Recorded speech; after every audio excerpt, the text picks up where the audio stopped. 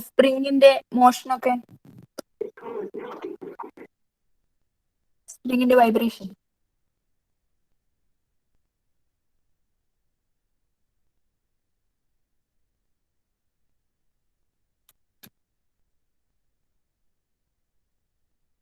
Then this molecule is vibrating with a force constant K.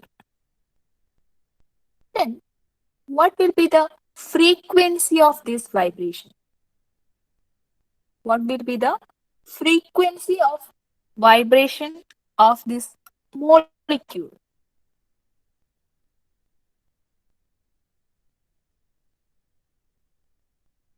According to classical mechanics, the fundamental frequency of vibration, the fundamental vibrational frequency is given by this equation.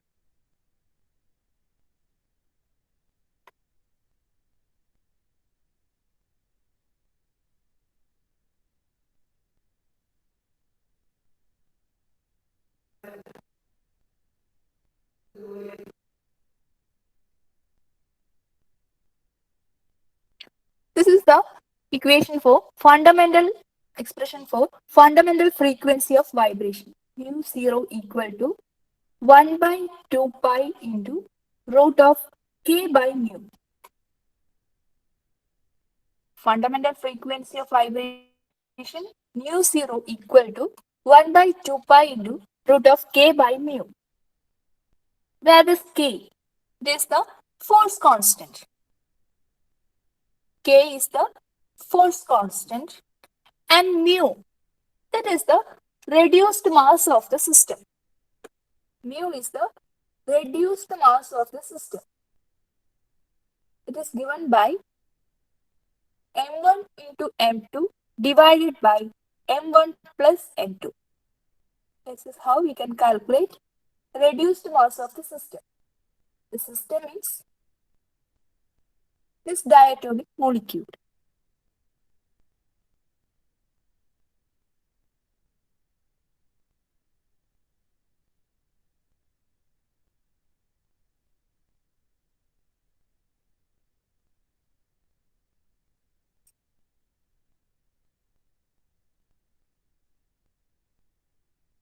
ഈ ഒരു പോർഷനിൽ വരുന്ന important ആയിട്ടുള്ള ഒരു equation ആണിത്. mu 0 equal to 1 by 2 pi into root of K by mu.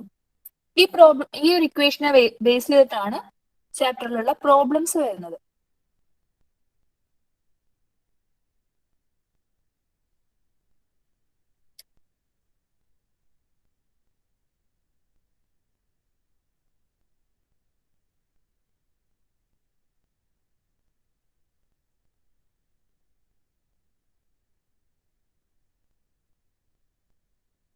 Then,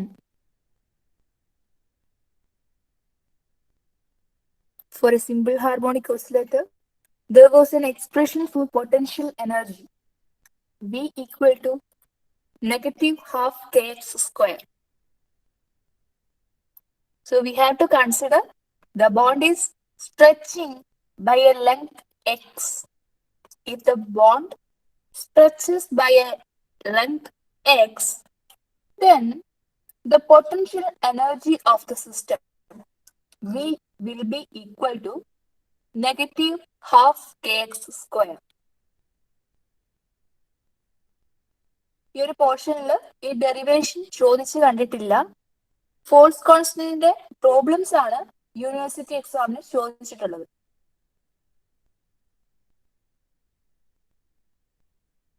This is the potential energy of the system if the bond stretches by a length x from the mean position.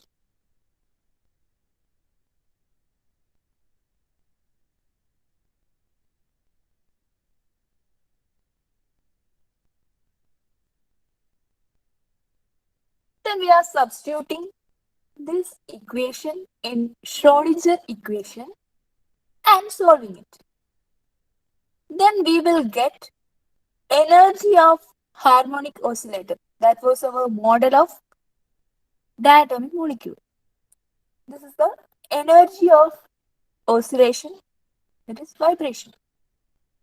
That is E equal to V plus half H nu 0. E equal to V plus half H nu 0. We know nu 0 is the fundamental vibrational frequency, and V, it is called vibrational quantum number. V is known as vibrational quantum number, and it has values from 0, 1, 2, 3, etc.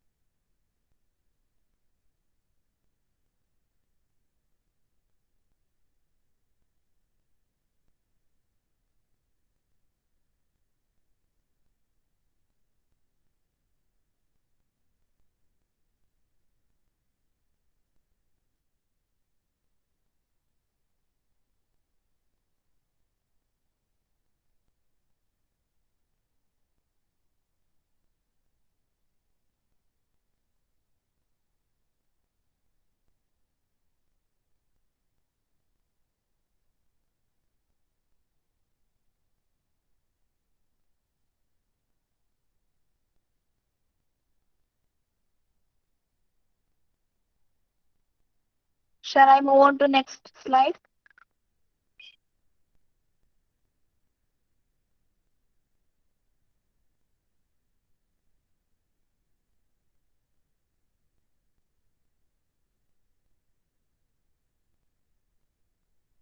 Okay.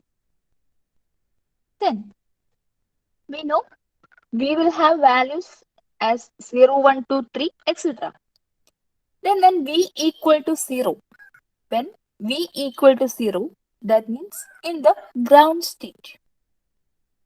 In the ground state, we will be having the value 0, and there will be a non-zero energy for the vibration of a molecule.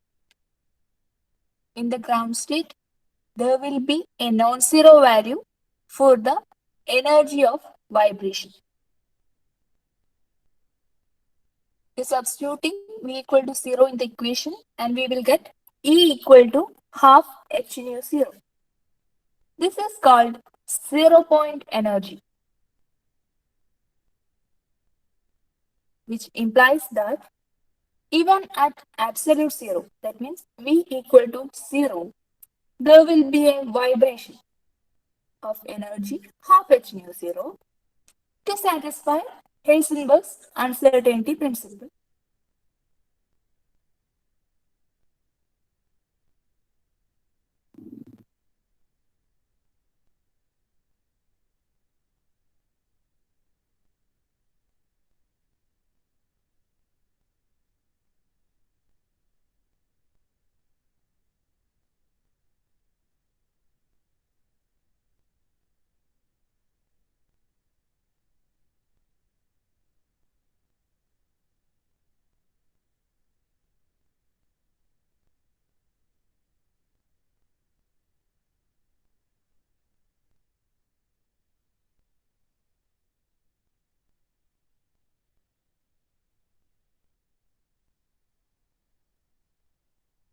And you know, there are vibrational energy levels within a molecule. When IR radiation falls on a molecule, there will be transition between vibrational levels. അല്ലെ, IR spectroscopy പറയുന്നത് മോളിക്യൂളിന്റെ vibration ആണ്. Suitable wave ലെങ്തിലാണ് ഈ IR vibration IR radiation വരുന്നതെങ്കിൽ lower vibration ലെവലിൽ നിന്ന് upper vibration ലെവലിലേക്ക് ഒരു transition ഉണ്ടാവും. അത് നമുക്കറിയാവുന്ന കാര്യമാണ് അല്ലേ?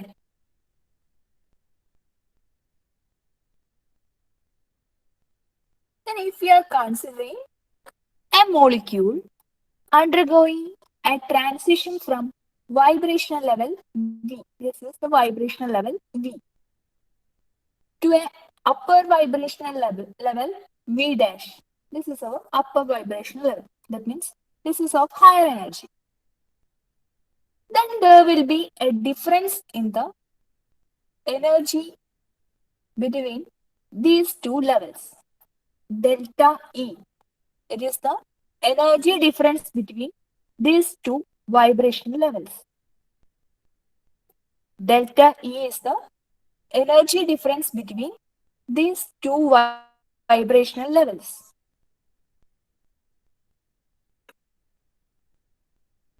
ആ രണ്ട് വൈബ്രേഷണൽ എനർജി ലെവൽസും തമ്മിലുള്ള ഡിഫറൻസ് ആണ് ഈ ഡെൽറ്റ ഇ. ആ ഡെൽറ്റ ഇക്ക് ഈക്വൽ ആയിട്ടുള്ള എനർജി ആണ് IR റേഡിയേഷൻ എങ്കിൽ, ഡെൽറ്റ ഇ അതിന് ഈക്വൽ ആയിട്ടുള്ള എനർജി ആണ് റേഡിയേഷൻ എങ്കിൽ, ആ എനർജി അല്ലെങ്കിൽ ആ റേഡിയേഷൻ മോളിക്യൂൾ അബ്സോർബ് ചെയ്യും. ദാറ്റ് മീൻസ് അബ്സോർബ് ചെയ്താൽ delta it is equal to Hν ആയിരിക്കും. അല്ലെങ്കിൽ ഈ ഒരു കണ്ടീഷൻ സാറ്റിസ്ഫൈ ചെയ്യുമ്പോഴാണ് ആ മോളിക്യൂൾ റേഡിയേഷനെ അബ്സോർബ് ചെയ്യുന്നത്. Okay, let us consider a molecule undergoing a transition from vibration level V to V dash. Then the difference in energy, delta E, it is equal to electromagnetic radiation of energy Hν absorbed. Delta ഇക്ക് corresponding ആയിട്ടുള്ള Hν ആണ് absorb ചെയ്യുന്നത്. Delta E equal to Hν, and we have the values of energy for the vibration levels V and V dash.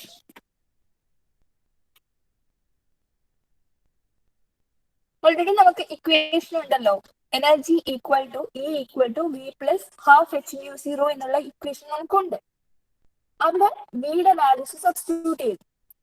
Higher എനർജിയുള്ള vibration level V dash ആണ്, lower എനർജിയുള്ള vibration level V ആണ്.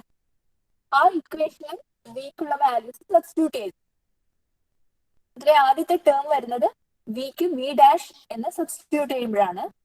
രണ്ടാമത്തേത് ഈ ലെവലിന്റെ energy, അത് V തന്നെ, V plus half Hν0. Delta E എന്ന് പറയുന്നത് വി ഡാഷ് എന്നുള്ള എനർജി വൈബ്രേഷണൽ ലെവലിൽ നിന്ന് വി എന്നുള്ള വൈബ്രേഷൻ ലെവലിന്റെ എനർജി മൈനസ് ചെയ്യുന്നതാണ്. V dash plus half Hν0, this is the energy of this vibrational level, minus V plus half Hν0. This is the energy of vibration level V, and it is equal to Hν.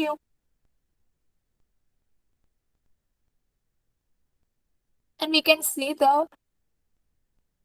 plus half Hν0 and minus half Hν0 will be the plus half Hν0 and minus half Hν0 will be the, it will be cancelled. ഈ ഒരു expression expand ചെയ്താൽ നമുക്ക് കാണാം plus half Hν0 ഉണ്ട്, negative half Hν0 ഉണ്ട്. അത് രണ്ടും cancel ചെയ്യുന്നു. എന്നിട്ട് കോമൺ ആയിട്ടുള്ള Hν0യെ പുറത്തേക്ക് എടുത്ത് ആ എക്സ്പ്രഷനെ ഇങ്ങനെ എഴുതാം. V dash minus V into Hν0 is equal to Hν. V dash minus V into Hν0 equal to Hν.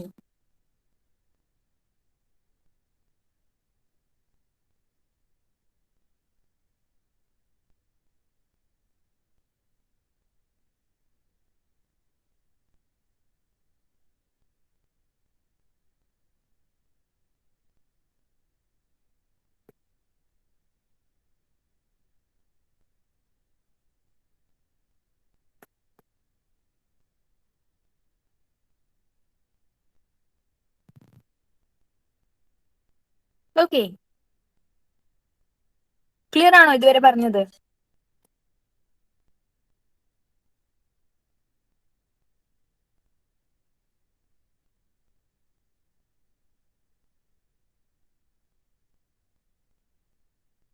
ഇതുവരെ പറഞ്ഞതെല്ലാം ക്ലിയർ ആണോ?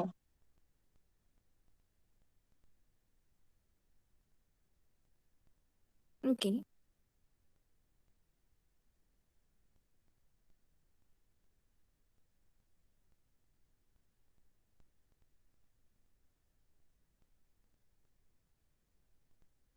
Then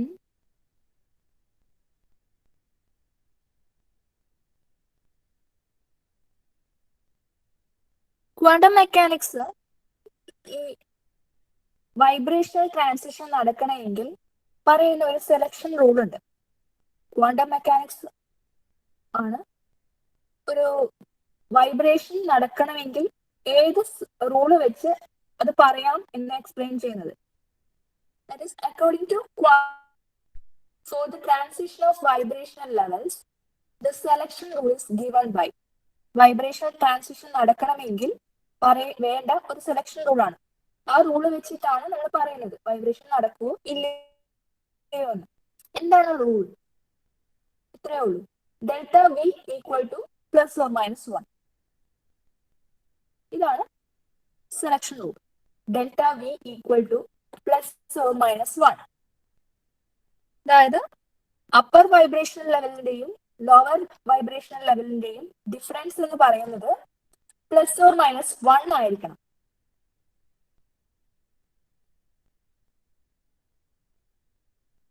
delta V, that is V dash minus V equal to plus or minus 1. ഇനി ഈ ഒരു selection rule നമ്മുടെ equation 1ൽ apply ചെയ്താൽ, അതായത് V dash minus V into H nu 0 equal to H nu എന്നുള്ള ഇക്വേഷനിൽ അപ്ലൈ ചെയ്താൽ ആ ഇക്വേഷൻ ഇങ്ങനെ ചേഞ്ച് ചെയ്യും. H nu 0 equal to H nu. നിങ്ങൾ സബ്സ്റ്റിറ്റ്യൂട്ട് ചെയ്ത് നോക്കിയേ. This is 1 plus or minus 1. So the equation 1, that is v dash minus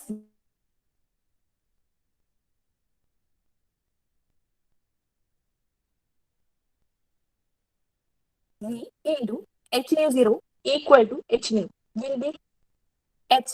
Planck's constant is a common term here, so it will be cancelled. Then this can be written as mu 0 equal to nu. We can write mu 0 equal to nu.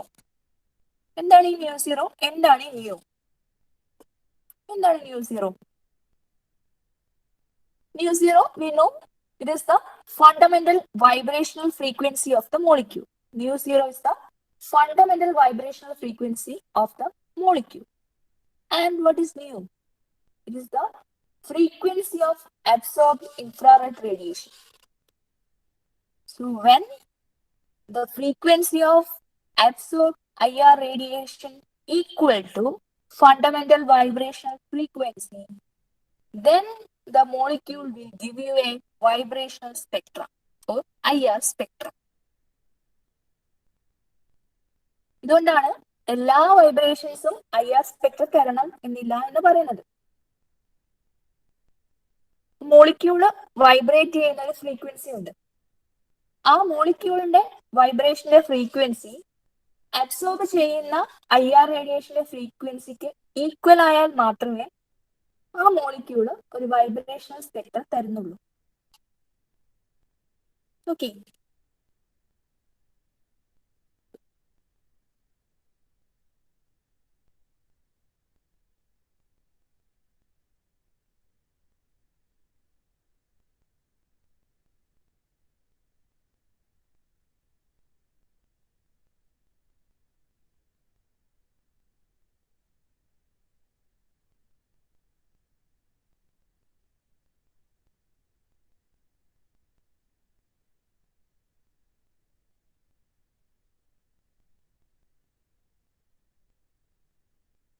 നമ്മൾ usually ഒരു മോളിക്യൂളിന്റെ vibrational spectrum എടുക്കുന്നത് അതിന്റെ solid സ്റ്റേറ്റിലാണ്. Vibrational spectrum എടുക്കുന്നത് ആ മോളിക്യൂളിന്റെ solid സ്റ്റേറ്റിലാണ്. Solid ആയിരിക്കുന്ന മോളിക്യൂളിന്റെ IR സ്പെക്ട്രമാണ് എടുക്കുന്നത്. Because it is A sharp peak. Solid ആണ് state എങ്കിൽ ആ മോളിക്യൂളിന് ഒരു ഷാർപ്പ് പീക്കാണ് കിട്ടുന്നത്. അതുകൊണ്ടാണ് സോളിഡ് സ്റ്റേറ്റിലാണ് മോളിക്യൂളിന്റെ IR സ്പെക്ട്രം എടുക്കുന്നതെന്ന് പറയുന്നത്.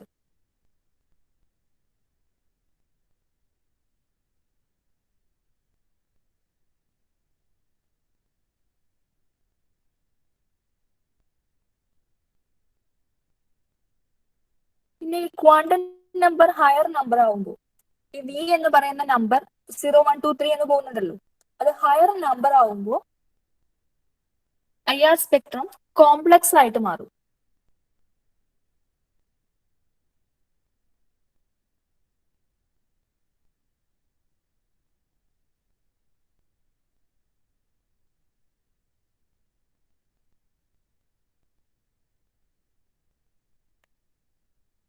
യൂഷ്വലി നമുക്ക് കിട്ടേണ്ടത് സിംഗിൾ ലൈൻ ആണ്. IR സ്പെക്ട്രത്തിൽ നമുക്ക് കിട്ടേണ്ടത് സിംഗിൾ ലൈൻ ആണ്. ബട്ട് ഹയർ ക്വാണ്ടം നമ്പർ ആണെങ്കിൽ അതൊരു ബ്രോഡ് ലൈൻ ആണ് കിട്ടുക. അതായത് നമുക്ക് IR സ്പെക്ട്രം കിട്ടേണ്ടത് ഇങ്ങനെ ഒരു പീക്കാണ്, സിംഗിൾ ലൈൻ പീക്കാണ്. ബട്ട് ഹയർ ക്വാണ്ടം ലെവൽ ആണെങ്കിൽ, വിയുടെ വാല്യൂ ഹയർ വാല്യൂ ആണെങ്കിൽ ഇതുപോലെ ഒരു ബ്രോഡ് പീക്കാണ് കിട്ടുക. ഇതാണ് ഒരു ബാൻഡ് എന്ന് പറയുന്നത്. ഇത് സിംഗിൾ പീക്കാണ്, ഇത് ബാൻഡ് ആണ്.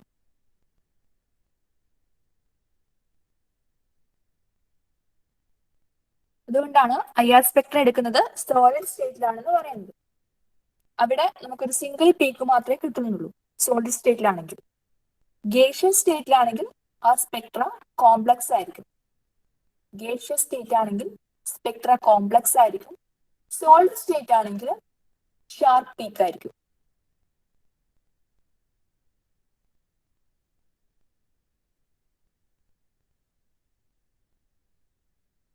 ഞാൻ പറഞ്ഞു ഈ ഒരു ഡെറിവേഷൻ എക്സാമിന് ചോദിച്ചു കണ്ടിട്ടില്ല.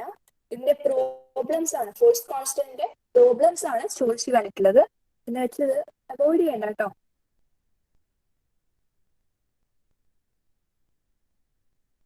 എന്താണ് നമ്മൾ ഇത്രയും നേരം പറഞ്ഞുകൊണ്ടിരുന്നത്? Vibrational energy States of A diatomic molecule. എന്താണ് നമ്മൾ ഇത്രയും നേരം പറഞ്ഞിരുന്നത്? സിമ്പിൾ. ഒരു IR റേഡിയേഷൻ വരുന്നു.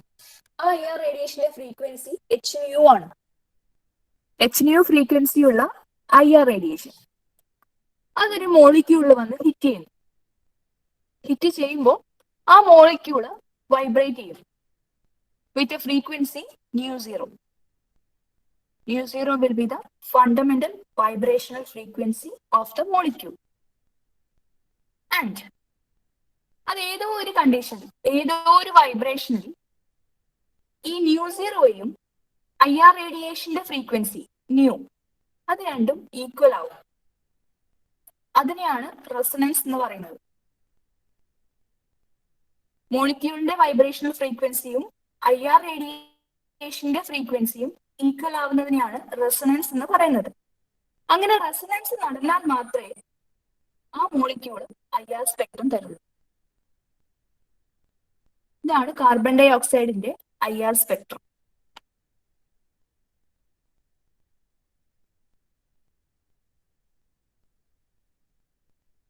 UV പീക്ക് പോലെയല്ല IR സ്പെക്ട്രം, ഇൻവേർട്ടഡ് ആണ്.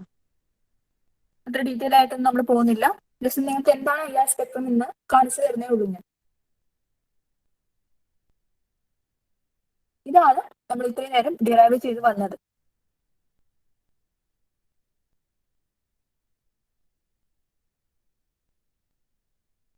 ക്ലിയർ ആണോ?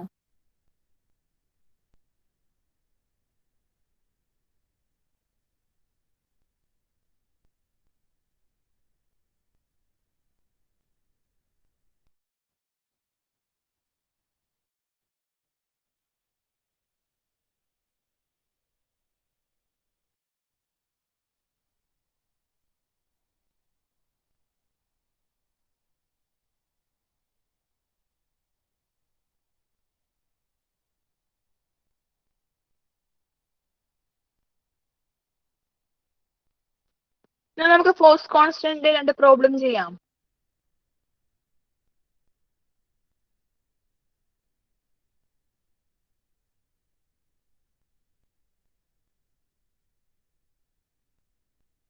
ഫോഴ്സ് കോൺസ്റ്റന്റിന്റെ രണ്ട് പ്രോബ്ലം ചെയ്യാം.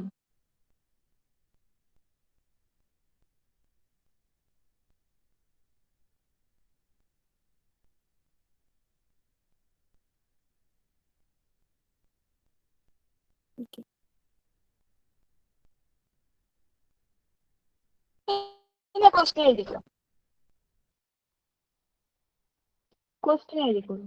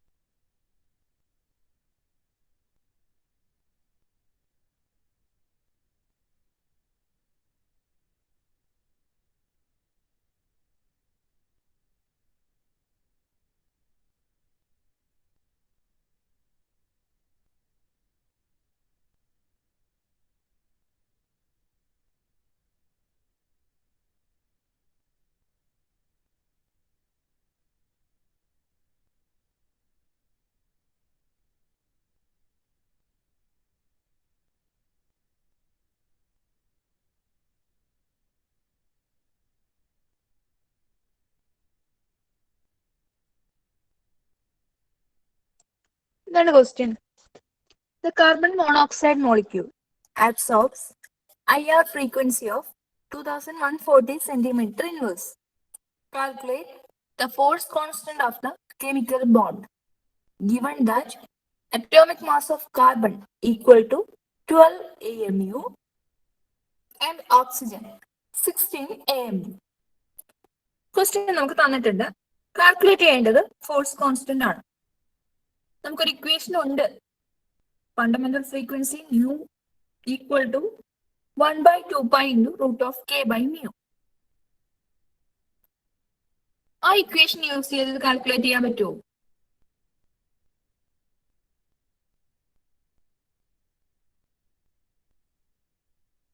ഇങ്ങനെയുള്ള ക്വസ്റ്റ്യൻ വന്നാൽ നിങ്ങൾ ക്വസ്റ്റ്യനിൽ ശ്രദ്ധിക്കേണ്ട രണ്ട് കാര്യങ്ങളുണ്ട്. ഫ്രീക്വൻസി എന്ന് പറഞ്ഞിട്ട് തന്നിരിക്കുന്ന വാല്യൂ അതിന്റെ യൂണിറ്റ് എന്താണ്? ഇവിടെ ഇത് സെന്റിമീറ്റർ ഇൻവേഴ്സ് ആണ്. It is the unit of wave number, not frequency. Centimetre inverse wave നമ്പറിന്റെ യൂണിറ്റ് ആണ്. ഹെർട്സ് ആണ് ഫ്രീക്വൻസിയുടെ യൂണിറ്റ്. ഇവിടെ തന്നിരിക്കുന്നത് സെന്റിമീറ്റർ ഇൻവേഴ്സ് ആണ്. അതുകൊണ്ട് 2140 എന്ന് പറയുന്നത് വേവ് നമ്പർ ആണ്, ഫ്രീക്വൻസി അല്ല. രണ്ടാമത് ശ്രദ്ധിക്കേണ്ട കാര്യം, അറ്റോമിക് മാസ് തന്നിരിക്കുന്ന യൂണിറ്റ് ഏതാണ്? ഇവിടെ തന്നിരിക്കുന്നത് AMU-ലാണ്. അറ്റോമിക് മാസ് തന്നിരിക്കുന്നത് AMU-ലാണ്, അറ്റോമിക് മാസ് യൂണിറ്റിലാണ്. ബട്ട് പ്രോബ്ലം ചെയ്യുമ്പോൾ നമുക്കത് കിലോഗ്രാമിലേക്ക് കൺവേർട്ട് ചെയ്യണം. ആ രണ്ട് കാര്യങ്ങളാണ് ക്വസ്റ്റ്യനിൽ നിന്ന് നമുക്ക് മനസ്സിലാവേണ്ടത് അല്ലെങ്കിൽ മനസ്സിലാക്കേണ്ടത്.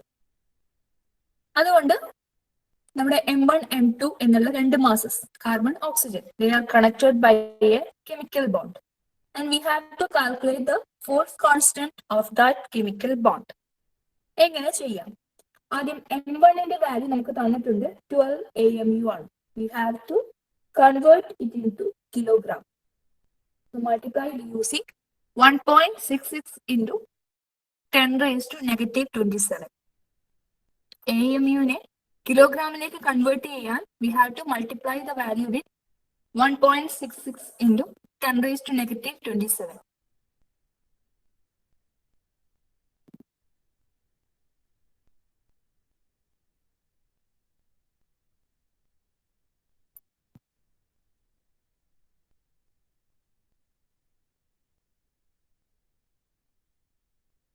Okay, then now we have M1 and M2.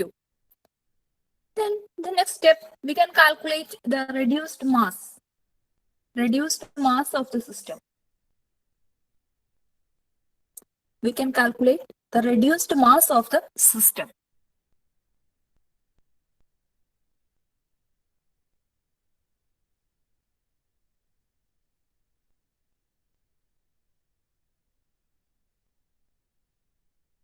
Reduced mass mu equal to M1 into M2 divided by M1 plus M2. M1 into M2 divided by M1 plus M2.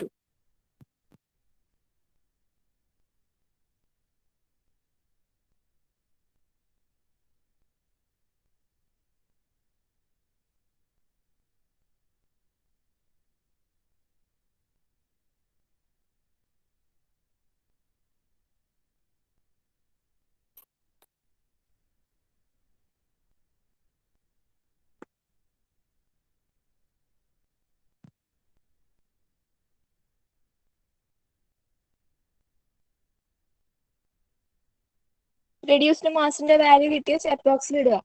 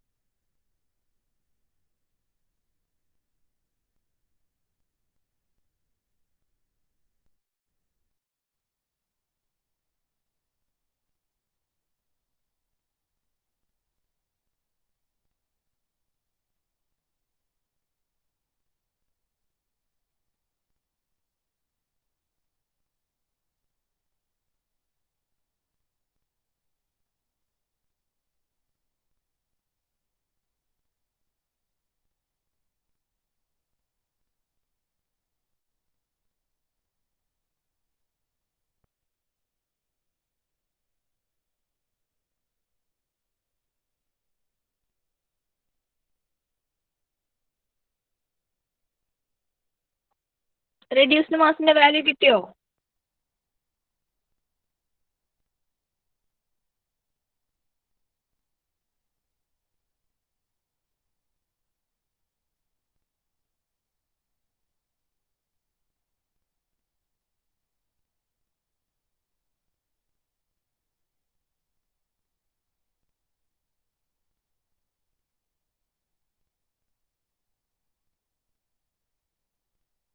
Okay, and its unit is kilogram.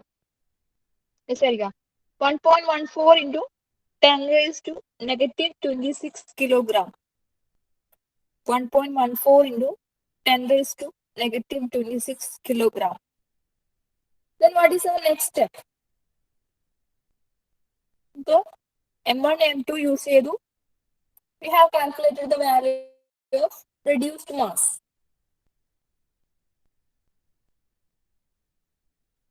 Here we have to calculate the value of K. ക്വസ്റ്റ്യനിൽ നമുക്ക് തന്നിരിക്കുന്നത് u0 അല്ല u-bar ആണ്. ക്വസ്റ്റ്യനിൽ നമുക്ക് തന്നിരിക്കുന്നത് u0 അല്ല u-bar ആണ്.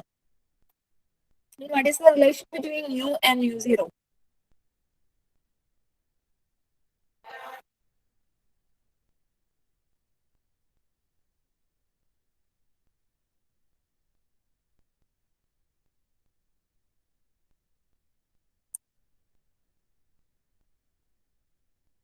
Since we need to calculate force constant, we have to square the equation. അല്ലേ? root of k by mu എന്നാണുള്ളത്. നമുക്ക് കാൽക്കുലേറ്റ് ചെയ്യേണ്ടത് k ആണ്. അതുകൊണ്ട് ആ ഇക്വേഷനെ നമ്മൾ സ്ക്വയർ ചെയ്യണം. സ്ക്വയർ ചെയ്ത് k ഈക്വൽ ടു എന്ന് വരുന്ന രീതിയിൽ ഇക്വേഷനെ റീഅറേഞ്ച് ചെയ്യണം. ഫണ്ടമെന്റൽ ഫ്രീക്വൻസിയുടെ ഇക്വേഷനെ സ്ക്വയർ ചെയ്ത് k ഈക്വൽ ടു എന്ന് വരുന്ന രീതിയിൽ റീഅറേഞ്ച് ചെയ്യണം. Then it will be 4 pi square mu square mu. K equal to 4 pi square mu square mu. And we have the value of mu bar. There is a relation between mu and mu bar.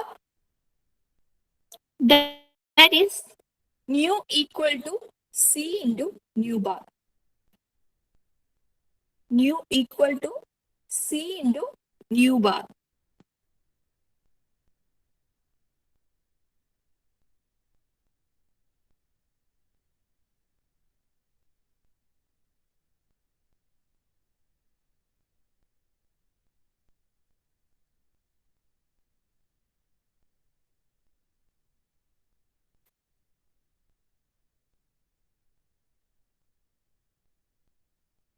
So this equation will become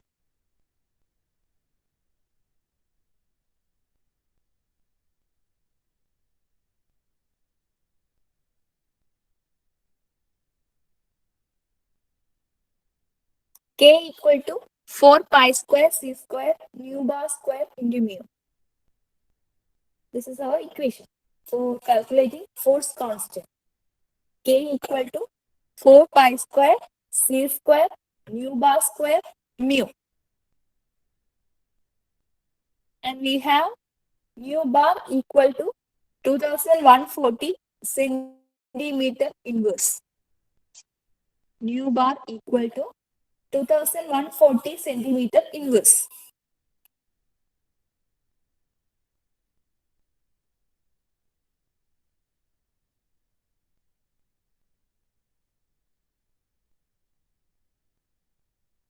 Then we are substituting the values for these variables. We know pi equal to 3.14, C equal to 3 into 10 raised to 8 meter per second, mu bar it is 2140 centimeter inverse. Mu equal to 1.14 into 10 raised to negative 26 kilogram.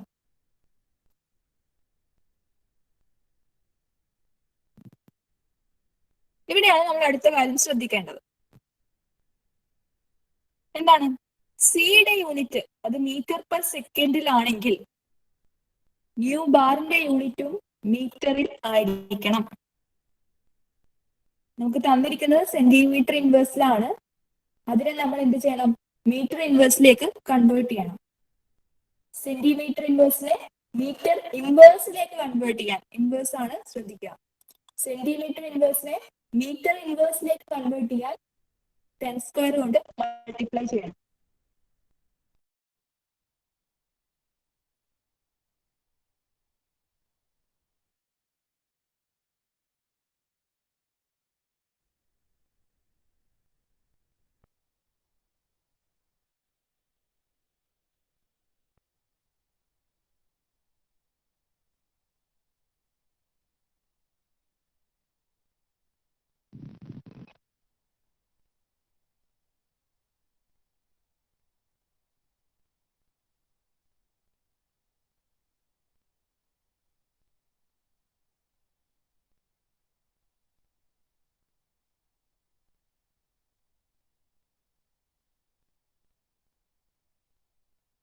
And force കോൺസ്റ്റന്റിന്റെ unit ഏതാണ്? Unit force കോൺസ്റ്റന്റിന്റെ unit newton metre inverse ആയിരിക്കും.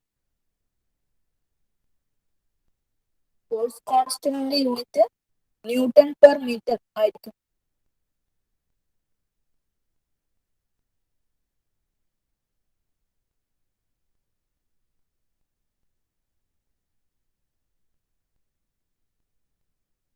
ഇവിടെ value കിട്ടിയോ? കെയുടെ value കിട്ടിയോ? എവിടെയൊക്കെ square ചെയ്യണമൊക്കെ ശ്രദ്ധിക്കണേ.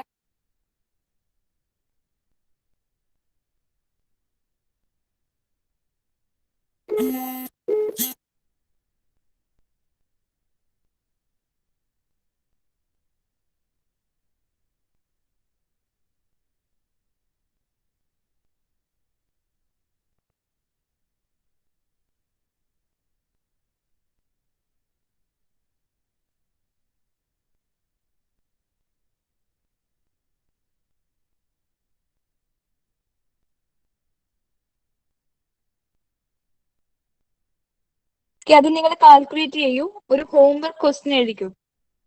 ഒരു ഹോംവർക്ക് ക്വസ്റ്റ്യൻ.